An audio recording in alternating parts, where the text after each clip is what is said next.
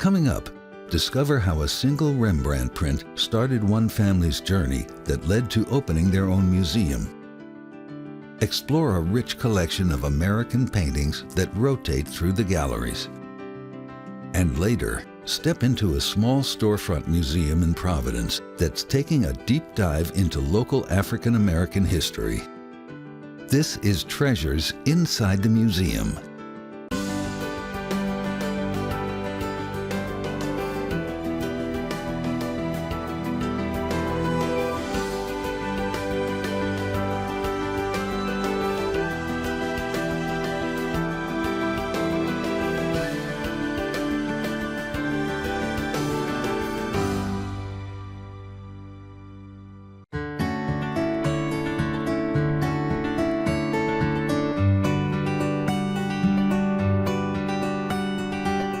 Tucked away into a peaceful neighborhood in Duxbury, Massachusetts, is a contemporary wooden structure that for more than 50 years has been home to an extensive collection of art.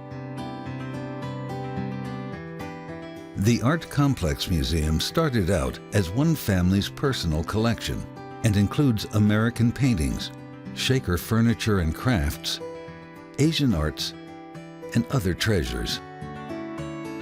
The focus of the museum is really kind of, I'd say, twofold. It is, first and foremost, is the collection of the Carl and Edith Weyerhaeuser family. The museum was created in 1971 to house the incredible collection of art.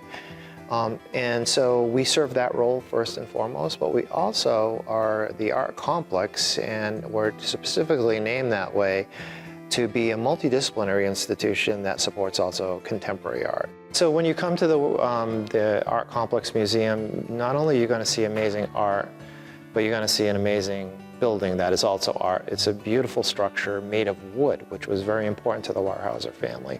So it has an incredible vaulted ceiling that undulates like waves, and the original architect was influenced by this being a seacoast town. The building is truly a work of art itself. Museum founders Carl and Edith Weyerhaeuser are memorialized in two of the many paintings that grace the walls here. Terra Banks, our first director, was a painter and did portraits. And he did a picture of Dad loved the cello. And so we have that in here, and then my mother, he painted a portrait, and that's in our founder's room. Charles served as the museum's director for 50 years, making sure to fulfill his family's vision of sharing their collection with the public, free of charge. It's a story that's chronicled in the founder's room, complete with a timeline and examples from each part of the collection. It all begins with the very first piece to be acquired. This is one of our prized objects in the collection because it came, Carl Weyerhaeuser, the co-founder, purchased it just out of college. It's housed in what we call a smart glass case, which was custom made for the piece so that we could exhibit it all the time. It protects it from UV, and the screen darkens after about 60 seconds, so the piece is well protected in this case. And it's one of Rembrandt's prints. It's called Descent from the Cross by Torchlight.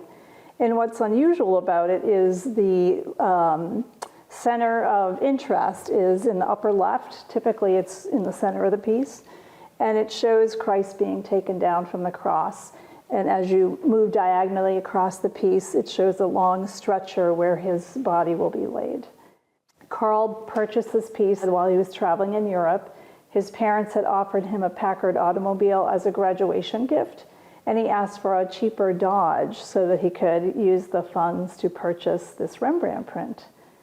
It just speaks to his love of rare books and prints, which is what started the collection.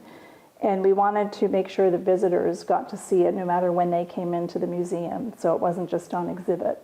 It was on view all the time. This is pretty rare. He did a lot of prints. I think, he did a lot of paintings, as you know, highly coveted. About 290 prints in his oeuvre, But it allowed him to have a wider reach. His paintings certainly were appreciated, but once he started doing printmaking, he could disseminate those works further. So people got to know his work as an artist.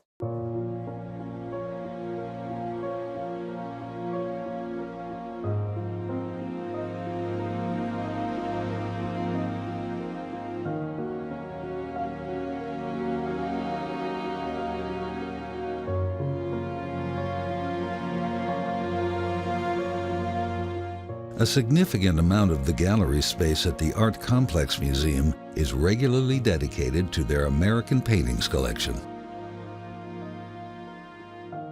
Different works will cycle through the galleries, giving repeat visitors a unique experience.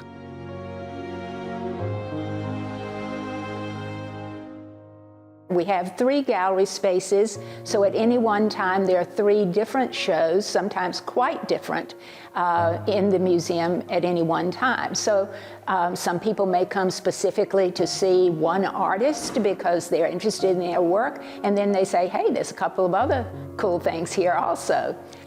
So of particular interest in the show that we have currently here are the George Bellows paintings. We have 4 of them, including this very large one, which is somewhat unusual in his work. They show his techniques, the very thick, heavy oil paintings that he used. One of the paintings under analysis shows that there are actually some salts in the paint, which we think may be because he painted en plein air in real life, right with his easel out by the water.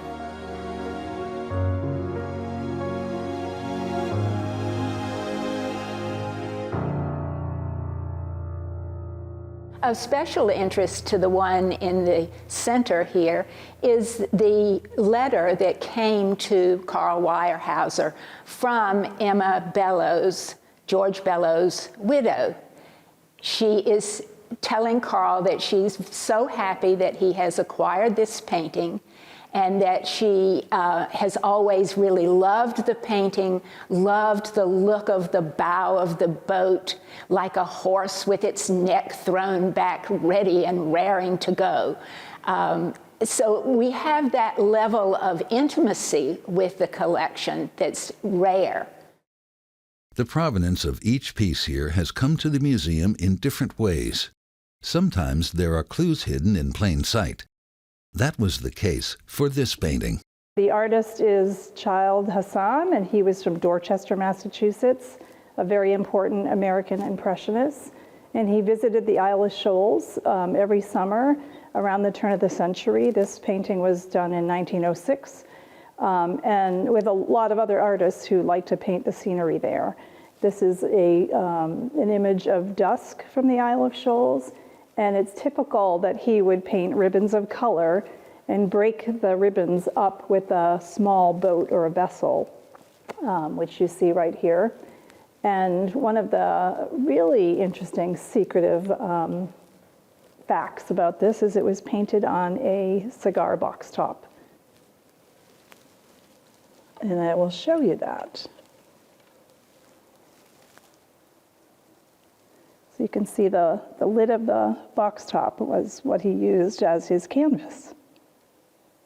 One of the things we do as a curator is research the collection, its provenance, and confirm authenticity if we can. And this is an instance where that is easy to do because it was painted by the artist on this little box top. So the provenance is actually inherent in the painting, which is unusual. These artists would paint and smoke cigars as a regular habit, so it was a material that was easily accessible. And who knows, he might have run out of canvas for the day and opted to use this sweet little box top.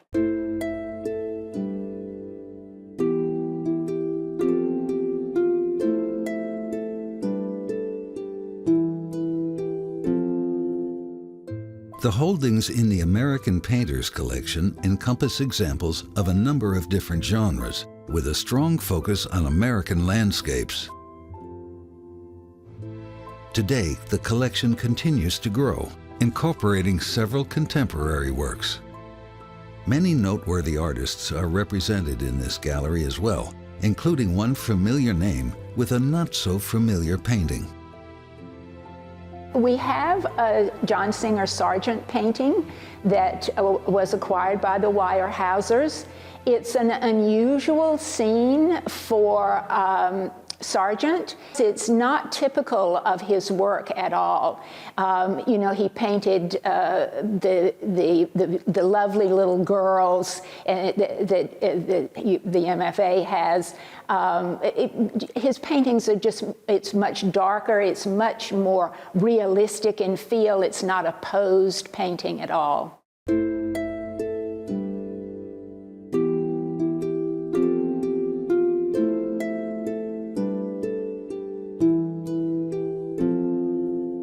It's an interior scene in a chapel that was actually painted during World War I when he was stuck in the Austrian Alps and without a passport and couldn't get out. And so he had his paints and he walked around in the little town there and painted. And this is a very unusual John Singer Sargent, and we're very, very pleased to have it in our collection. Another significant part of the collection here centers around Asian art, and in particular ceramics, as is represented in an exhibit in the Founders Room. In this case, you can see a number of examples of pottery traditions. This case behind me, bookended, are a couple pieces of bizen. So those have no glaze put on them. The different colors is from natural ash glaze. The combustible material, the wood, it creates ash that lands on the pot. So you can get all these kind of blooming colors and deposits of ash that can sometimes have a lot of texture and dimension. The piece in the center is by Shimaoka Tatsuzo, who was an artist in the circle of Mingei artists. Another artist in that circle was Hamada Shoji. We have a piece by his grandson behind me as well, the blue piece, which kind of mimics the shape of a screen, a Japanese screen, that sort of zigzag shape. We also have a piece by Kawai Kanjiro. He's another artist who was part of that Mingei group who were very influential in promoting the ideas of Japanese ceramics and other craft as great examples of folk art that both are utilitarian and aesthetically beautiful.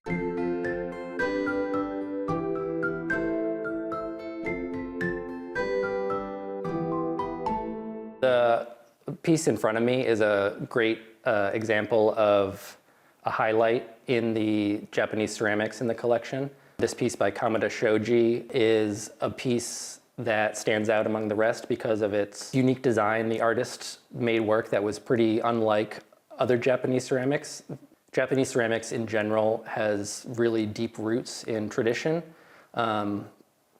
but around this time artists were embracing the idea of studio ceramics that was kind of spreading globally, and the idea of breaking away from tradition, I think, was blossoming then. So I think Kamada's work is a great example of that.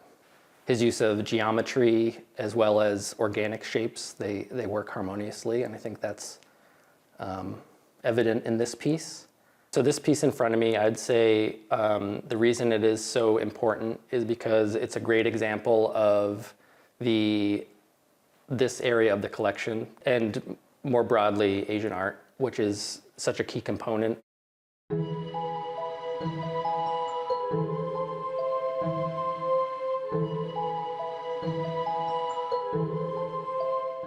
Other examples of utilitarian art can be found in a gallery featuring Shaker furniture.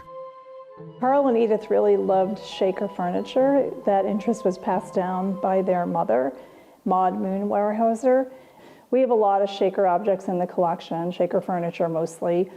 We have one really rare clock by Benjamin Young, who made the cabinetry, and then the clock itself, it's called the Dwarf Grandfather. So it's about 4 feet tall. It's really charming.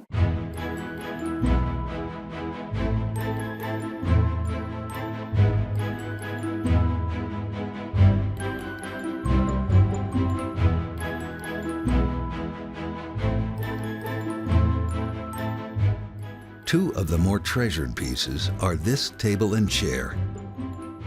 This piece came out of the chair factory at Mount Lebanon, but all of the Shaker chairs, whether they're rockers or stationary chairs, had different elements that could be attributed to the communities. The finials, right here we have the mushroom handles on the rocker. So those were ways of telling where something came from. Shakers were making these objects as a form of worship, but they also were really beautiful objects in and of themselves and finely made. The joints were very specialized, and there's just a lot of beauty in the simplicity of their design as well. These two pieces, the chair especially, is rare because it's a signed piece. Shakers didn't typically sign their work. It was thought of as a form of worship to make furniture, and it was highly anonymous. So it's rare to have a chair like this one that is attributed to the two chair makers, Lillian Barlow and William Perkins. And it also has an inscription on the back because it was a gift for somebody. So the inscription says, "To Ella Bruce Malcolm, 1924, Second Family Shakers, Mount Lebanon, New York." And the woodworkers were Lillian Barlow and William Perkins. And that's pretty rare to have any documentation right on the object. The tables from about the same time period, a little bit later, this has what they called spider legs or umbrella legs. And it's made of cherry wood. And the reason that this piece is rare is this top is square. Most candle stands, which is what they were called, had circular tops. And they were used at the bedside, or they're so light that you could move them around. So Shakers would often use them to complete different tasks.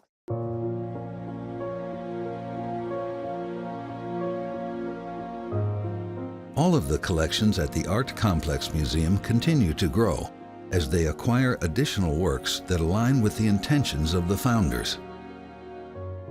They also maintain a gallery space dedicated to showing the works of present-day artists.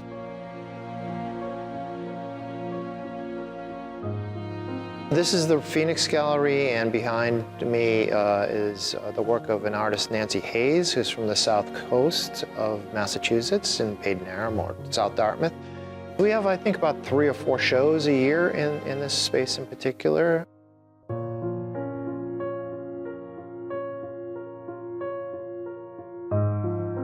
We change the objects here periodically.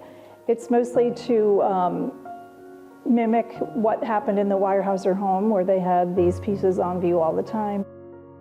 Carl clearly had a very eclectic taste in art and wasn't bound by one particular genre. And it seems like he spent time focusing on those different areas, but then would maybe exhaust that kind of interest to a certain degree. It wouldn't go away, I don't think, but a new interest would pop up and then he would be compelled to pursue that.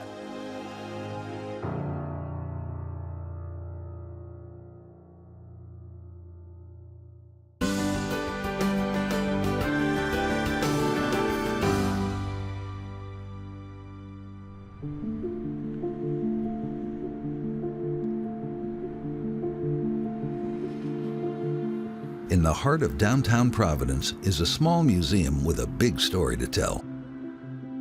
The Stages of Freedom Heritage Museum has a mission of promoting African American history. Rob Dimmick is one of the co-founders.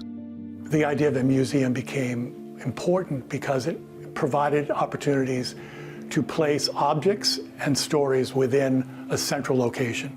The work that we've been doing and continue to do is actually creating a museum that has no walls. So this is important that we do this, both the positive, the negative of slavery, and 100 other things. I think it's really important that people understand that Black history is not a separate history. And it's important that Ray and I, as a Black man and a white man, have come together to do this work because it is a shared history. White people can't separate themselves from the history. sadly, because they are entrenched in what we know as enslaving people, enslaving Africans. And Rhode Island is ground zero for slavery. And this museum points in many ways to that story. The museum is an eclectic collection of books, historical artwork, artifacts, and exhibits that enlighten and illuminate African American culture. One such artifact might be overlooked until you hear the story behind it. This is a fascinating object. It was built by African Americans on a plantation called Clay Bank in Virginia. And it was apparently during the time when the white owners of the plantation were off as Confederate soldiers during the Civil War. And it was built for white children to sit in. What's fascinating about many of these objects is that it has migrated from Virginia to South County, Rhode Island. It belonged to the Shearer family and has been donated to our museum.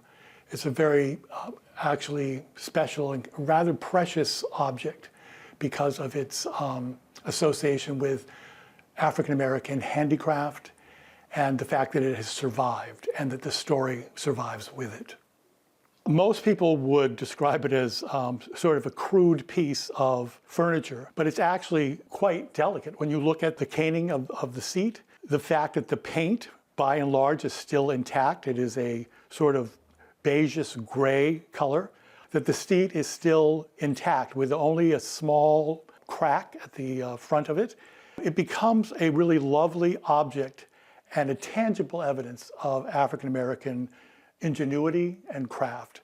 There were no blueprints for this chair. It was simply made by the genius of whatever enslaved person built this. We would assume a male. It's possible that the caning of the seat was done by a woman. We don't know, but we do know that it was crafted by African American hands.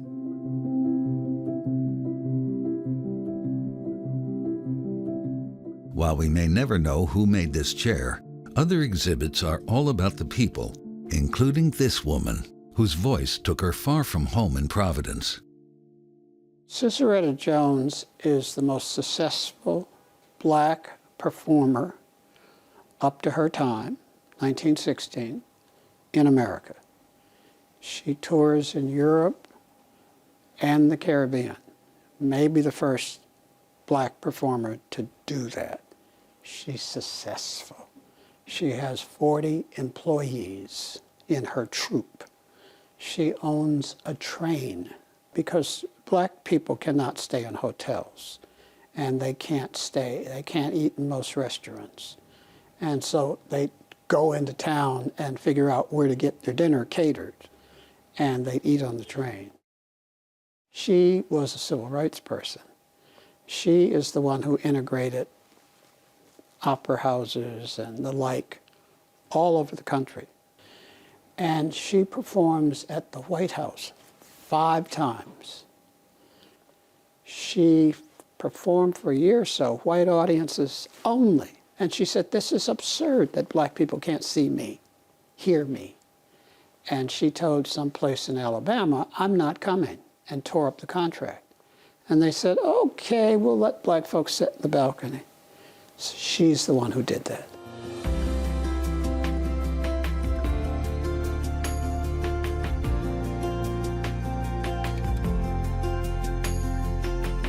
While the Sissieretta Jones exhibit is quite extensive, a single painting in the collection focuses on another local woman who found her way into a different kind of spotlight.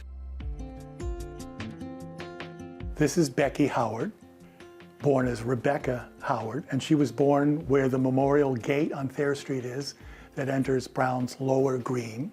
We believe that Becky Howard is 13 in this portrait and more than likely worked in some capacity at the Providence Art Club, where she was encountered by Charles Stetson.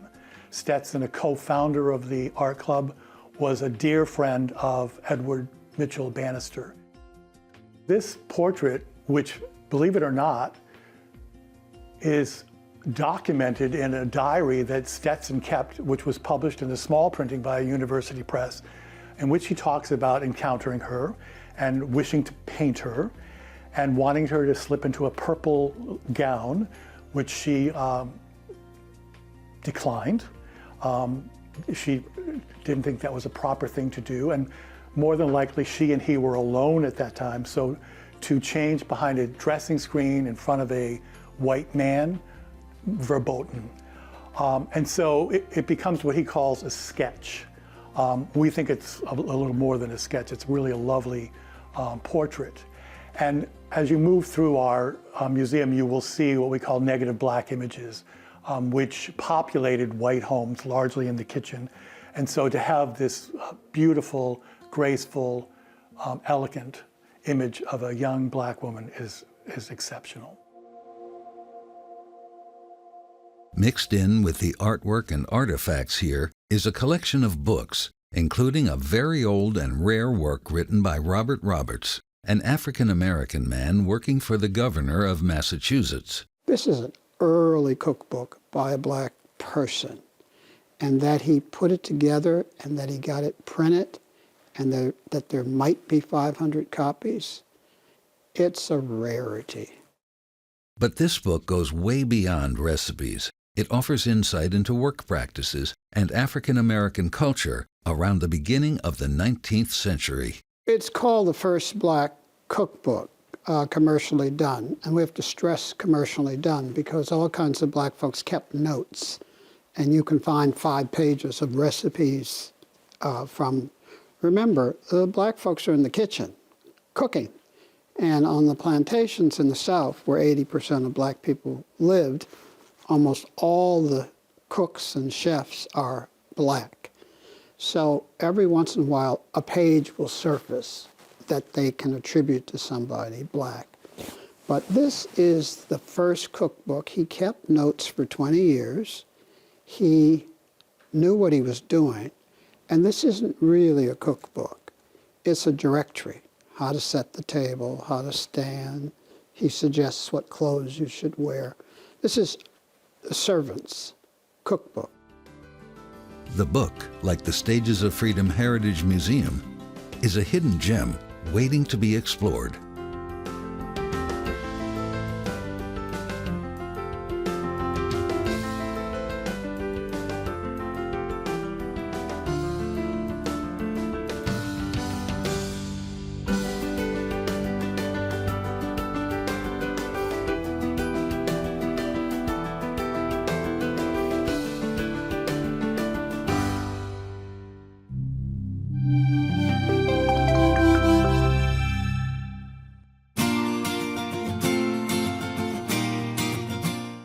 This program and other episodes of Treasures Inside the Museum, as well as digital extras, are now available to watch anytime by visiting RhodeIslandPBS.org or the Rhode Island PBS YouTube channel. Take a private tour with exhibit curators. Get an inside look at the conservation process and go behind the scenes to see hidden treasures. Whether you are interested in artifacts, paintings, photography, architecture, or history, you'll be inspired to learn more.